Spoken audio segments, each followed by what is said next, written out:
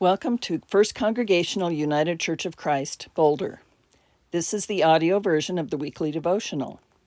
We hope you will tune in every week to listen to the latest offering written by a member of our congregation.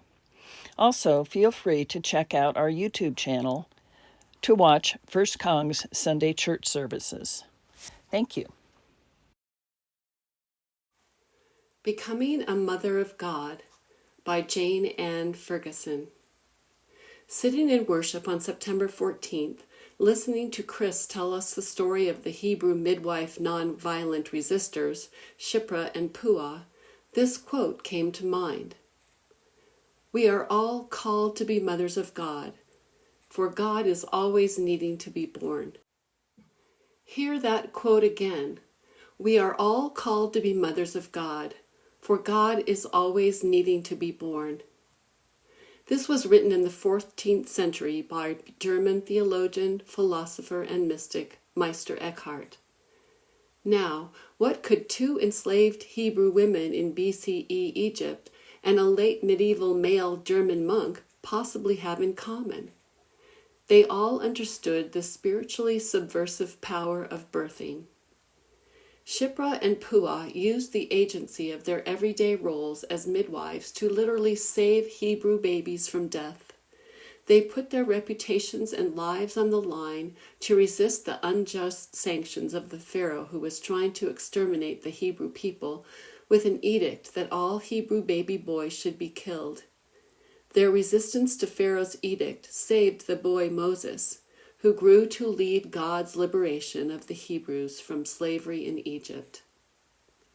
Eckhart, a Dominican priest, faced the Inquisition and charges of heresy for his bold writings that challenged traditional doctrine, birthing new head and heart connections that drew people closer to God. His theological and philosophical writings explicated the mystical experiences of God he had in prayer. He wanted others to become as close to the holy as he had. Eckhart died before his heresy trial was completed. The Pope still condemned his writings after his death. Yet they have lived on. They inspire us 500 years later to think carefully and courageously with head, heart, and soul as we approach the holy longing for a more intimate faith relationship with God.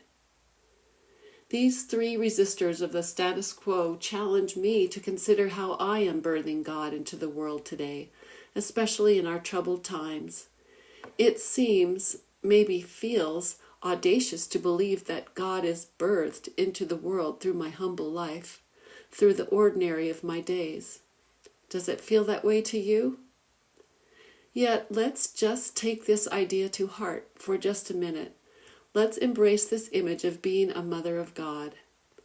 I ask myself, can I hold the love of God in my heart and mind for those who anger and appall me with their oppressive stands against our immigrant siblings, our LGBTQIA+ siblings, our siblings of all skin colors? I know it is not my love I hold, because I cannot conjure up love for people who seem to me so filled with hate. It is God's love I must hold, even for a brief, fleeting moment. And I imagine in my humanly small imagination that God's love is so extraordinarily creative, beyond boundaries, that it can create something new that I cannot imagine.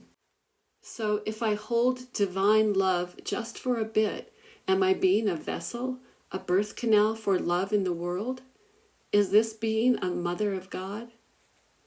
I know that as I write these thoughts, holding this prayer deep within to be a birthing vessel for God, something is shifting and changing within me, transforming me so that I can have that hard conversation with a loved one whose politics, whose interpretations of Scripture are foreign to me.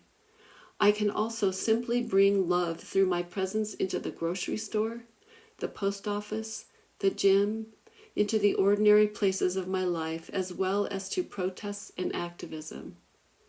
I am choosing to trust this subtle transformation as I ask you to join me in considering how you are allowing God, love, to be born in you. How are you becoming a mother of God? Blessings on the journey.